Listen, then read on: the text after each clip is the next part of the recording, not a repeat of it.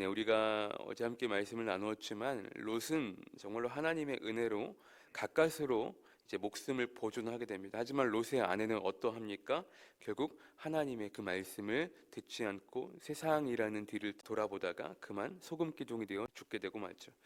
오늘 본문은 이제 그 이후에 소돔과 고모라가 이제 완전히 멸망이 되는 가운데 롯은 아내를 잃게 되고 두 딸들은 결혼할 남편도 잃게 되는 상황 가운데 이제 두 딸이 후손을 이어가야 하는데 아무런 배필자가 없으니까 하지 말아야 할 근친상간이라는 죄악을 저지르게 되는 장면이 어제 말씀에 이은 오늘 본문의 내용입니다.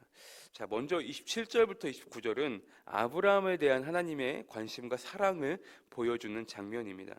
자, 먼저 27절부터 29절을 보시면 아브라함이 그 아침에 일찍 일어나 여호와 앞에 서 있던 곳에 이르러 소돔과 고모라가 온 지역을 향하여 눈을 들어 용기 감아 연기같이 치솟음을 보았더라. 하나님이 그 지역의 성을 멸하실 때 곧 롯이 거주하는 성을 엎으실 때에 하나님이 아브라함을 생각하사 롯을 그 엎으시는 중에서 내보내셨더라. 그렇죠? 이 사건을 통해 특히나 하나님에 대한 아브라함의 관심이 나타나는 장면입니다. 본문 27절에 보셨듯이 아브라함은 소돔을 바라보고자 아침에 일찍 일어납니다. 왜냐하면 자신의 기도가 어떻게 응답되었는지 확인하기 위해서였죠. 아브라함은 특히나 소돔과 그리고 이 롯의 구원을 위해서 하나님께 기도했습니다. 아시다시피 뭐라고 기도합니까? 이 소돔에 의인 30명이 있으면 멸하지 말아주십시오. 또 10명이 있으면 멸하지 말아주십시오. 기도하죠. 하지만 소돔은 그 의인 10명이 없어서 결국 멸하게 됩니다. 그리고 아브라함이 기도했던 것 중에 또 하나는 바로 롯의 구원을 위해 기도했었죠. 자, 그래서 하나님은 그 하나님의 계획을 이행하시는 와중에도 아브라함의 기도를 잊지 않으시고 롯을 구원해 주셨습니다. 하나님이 아브라함에 대한 관심이 애정이 얼마나 큰지를 보여주는 대목이죠. 본문 29절에 보시면 하나님이 그 지역의 성을 멸하실 때에 곧 롯이 거주하는 성을 엎으실 때에 뭐라고 합니까? 그 뒤에 하나님이 아브라함을 생각하사 그랬단 말이에요. 생각하사. 아브라함을 생각하사 롯을 그 엎으시는 와중에도 내보내셨더라. 아브라함의 기도를 잊지 않고 들어주시는 것이죠. 하나님은 믿음의 기도에 대해서는 하나님의 때에 분명한 응답을 우리에게 주시는 분이 하나님이십니다. 나의 기도가 잊혀진 것처럼 우리는 느껴질지는 모르겠지만 분명히 나의 기도를 잊지 않고 하나님의 때에 분명히 들어주신다라는 것이죠. 마지막으로 30절부터 35절까지는 아버지 롯과 동침한 두 딸에 대한 이야기이죠. 하나님은 분명 창세기 19장 17절에서 도망하여서 생명을 보존하라고 말씀하십니다. 그런데 어떻게 하라고 합니까? 절대로 뒤를 돌아보거나 들에 서 있거나 하지 말고 곧장 산으로 올라가라고 이야기하죠. 하지만 그 말도 롯은 듣지 않았죠. 뭐라고 변명합니까? 산까지 가기에는 너무 머니까 근처에 있는 작은 성읍에 피신하겠습니다 라고 하나님의 말을 역시나 듣지 않았던 롯이죠. 그래서 간 곳이 결국 소알이라는 작은 성읍이었잖아요.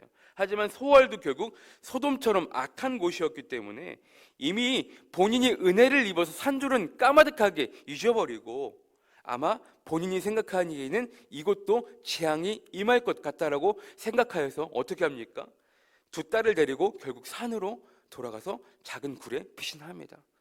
30절 보세요.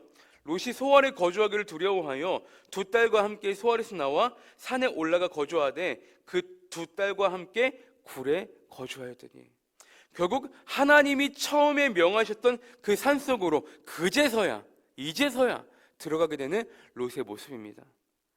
롯은 말 그대로 악순환의 연속이었습니다. 31절에 보시면 큰 딸이 작은 딸에게 이르되 우리 아버지는 늙으셨고 온 세상의 도리를 따라 우리의 배필될 사람이 이 땅에는 없으니 32절 우리가 우리 아버지에게 술을 마시게 하고 동침하여 우리 아버지로 말미암아 후손을 이어가자 하고 그렇죠. 자신이 살던 소돔과 고모라가 완전히 멸망이 되자 롯의 두 딸은 그 어디에서도 배우자를 구할 수 없게 되자 후손을 이어가야 한다는 생각만으로 저질러서는 안 되는 끔찍한 죄를 저지르고 맙니다. 소돔과 고모라가 어떤 땅이었습니까? 너무나 음란으로 가득했던 땅이었어요. 그곳에서 뭘 보고 배웠겠습니까? 결국 저질러서는 안 되는 근친상간이라는 죄를 저지르게 돼요. 33절부터 35절까지 보세요. 그 밤에 그들이 아버지에게 술을 마시게 하고 큰딸이 들어가서 그 아버지와 동침하니라. 그러나 그 아버지는 그 딸이 눕고 이러는 것을 깨닫지 못하였더라. 34절, 이튿날 큰딸이 작은딸에게 이르되 어젯밤에는 내가 우리 아버지와 동침하였으니 오늘 밤에도 우리가 아버지에게 술을 마시게 하고 네가 들어가 동침하고 우리가 아버지로 말미암아 후손을 이어가자 하고. 35절, 그 밤에도 그들이 아버지에게 술을 마시게 하고 작은딸이 일어나 아버지와 동침한지라. 그러나 아버지는 그 딸이 눕고 일어나는 것을 깨닫지 못하였더라. 여기서 가장 주목해야 될 그 말은 무엇입니까? 33절 끝에 깨닫지 못하였더라. 35절 끝에 깨닫지 못하였더라. 깨닫지 못하였더라.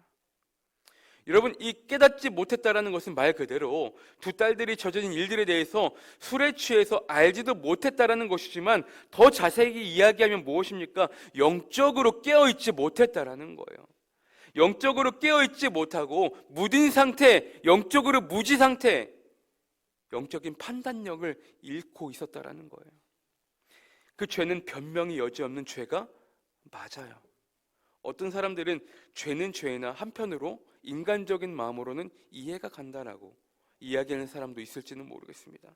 아버지에게는 아들이 없었고 두 딸들에게는 남편이 없었고 더 이상 후손을 이어가야 할 명분이 없기 때문에 라고 이야기할지는 모르겠지만 어떤 이유에서든지 그들이 저지른 일은 절대로 지어서는 안 되는 큰 죄라는 사실이었죠.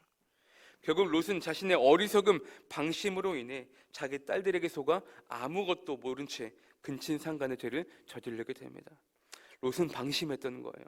더 냉철하게 이야기하면 영적으로 깨어있지 못했다라는 것이죠. 그 누구보다도 지금껏 냉정하게 순결을 지켜왔던 롯은 지금 혼자 있을 때, 산에 있을 때 더 이상 유혹의 길에서 벗어났다라고 자신이 스스로 판단하고 생각했을 때 넘어지고 만 거예요.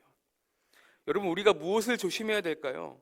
우리는 평탄할 때, 고요하고 아무 일 없다라고, 모든 것이 잘 흘러간다라고 생각할 그때가 우리가 더 조심해야 되는 때임을 우리는 점검해야 되고 늘 우리는 그때가 중요한 때임을 기억해야 된다는 거예요. 신앙은 방심할 때가 가장 위험할 때입니다. 롯의 또 다른 죄는 바로 술 취함이었죠. 그것은 여러 가지 죄로 들어가는 입구이기도 합니다. 그렇게 롯의 두 딸은 각각 모압과 베남미를 출생하고 후손을 이어가지만 하나님 앞에서 떳떳하지 못한 수치스러운 후손을 이어가게 됩니다. 사랑하는 성도 여러분, 우리가 하나님과 멀어지면 멀어질수록 우리의 영적인 판단력 또한 흐려지게 됨을 기억하시기를 바랍니다. 롯은 하나님으로부터 점점 멀어져 가고 있는 자신을 발견하지 못하고 영적인 판단력이 계속적으로 흐려져서 하나님의 말씀에 계속적으로 즉각 반응하지 않고 지체하고 듣지 않는 모습으로 자신의 생각만을 하나님께 이야기하며 나아갑니다. 그럼에도 불구하고 하나님은 어떻게 해주십니까? 기다려주시고 구원을 베풀어 살게 하신 하나님을 롯은 또 잊고 두려워 자신만의 산으로 피해 하나님을 정말로 믿지 못하고 신뢰하지 못하고 방심하여서 큰 죄의 고리를 끊어내지 못하였음을 오늘 본문을 통해 확인할 수가 있었습니다. 깨닫지 못하였더라. 이 말이 저는 그렇게 크게 와닿더라고요. 깨닫지 못하였더라.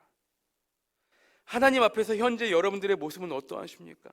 그럼에도 불구하고 하나님은 우리들을 끊임없이 기다려주시고 부르시고 계십니다.